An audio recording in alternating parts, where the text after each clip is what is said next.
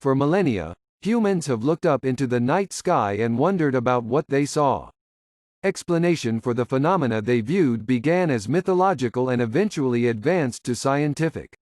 We will learn more during this part of our unit, starting with what are the brightest objects in our sky. The Sun, the closest star to the Earth, is the brightest object in our sky. It produces its own light through thermonuclear fusion in its core. It is so bright that typically we see nothing else out in space except for the Moon. The Moon is sometimes visible in the daytime sky. In case you were wondering, Sol is Latin for the Sun.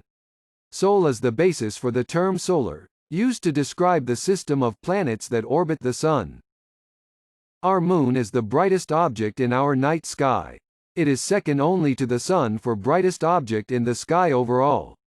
As I mentioned before, the Moon can be seen in the daytime sky during part of its monthly cycle of phases. The planet Venus is the third brightest object in our sky, followed by the planet Jupiter at number 4. Venus is brighter than Jupiter both because it is the closest planet to Earth, when at inferior conjunction, and it has a very high albedo due to a planet-wide cover of clouds. While Jupiter is the largest planet in our solar system, it is quite far away compared to Venus, making it fainter. Sirius is the fifth brightest object in our night sky. Sirius is a star in the constellation Canis Major, the Great Dog. Orion's Belt, a very recognizable grouping of stars that is a part of the larger constellation Orion, the Hunter, points towards Sirius, the dog star. When people use the phrase, the dog days of summer, they may not realize this has ancient Roman roots. Sirius, the dog star, rises and sets with the sun during the hottest days of the summer. Does the sun go around the Earth, or does the Earth go around the sun? These were questions pondered by naturalists even before Greek civilization. One Greek naturalist, Ptolemy, promoted the idea of a geocentric, or Earth-centered, universe. Our view changed when an astronomer, Copernicus, published his ideas on a sun-centered universe. A heliocentric universe. In Ptolemy's model of our solar system, everything went around Earth on circular paths he called deferents. To explain some of the odd behaviors of the Moon and planets, he had them moving on smaller circles called epicycles as they orbited Earth on their deferents. Somewhat obviously now, this seems awfully complicated. Wouldn't a simpler explanation be better? The Copernican, or heliocentric, model is much simpler. Placing the Sun at the center, with all of the planets, including Earth, orbiting the Sun, explained the majority of the observed motions of the planets very well. Mercury was still a bit off, and Einstein's ideas on relativity helped explain those later. Copernicus still placed the planets on circular orbits in his model. The early Greek naturalists' ideas on the perfection of the universe and perfect circular motion persisted until Kepler. An Italian scientist, Galileo Galilei, made observations of the night sky through a telescope for the first time in the early 1600s. What he saw was very important evidence used to support the Copernican revolution.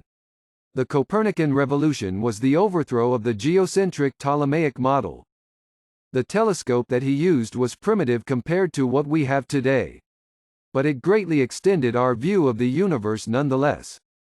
Using his telescope, Galileo soon found that the planet Venus goes through a cycle of phases, just like our Moon's monthly phases. Understanding that phases are caused by our seeing different portions of Venus being lit by the Sun from our perspective here on Earth due to its motion around the Sun supports the heliocentric model. Galileo also discovered the 4 largest moons of Jupiter, what we now call the Galilean moons. These objects are obviously in orbit around Jupiter. Their position change over the course of the evening, and sometimes they disappear from view as they pass behind the planet. If moons can orbit Jupiter, and not orbit the Earth as required by the geocentric model, isn't it wrong? Galileo found sunspots on the Sun. According to the Greeks, the Sun was perfect and should not have blemishes. Everything in the heavens was thought to be perfect. The Earth was imperfect, with all of us mortals running around causing havoc. These are copies of Galileo's original sketches of what he saw on the Sun through his telescope. The Moon should have been perfect too, but it's not. With a telescope, the scarring from craters is much more obvious. The planet with ears in the upper left is Saturn. Galileo did not quite know what to make of what he saw through his telescope here.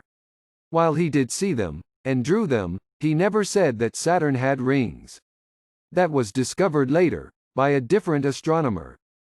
Next we will take a look at the work done by Kepler, to mathematically explain planetary orbits.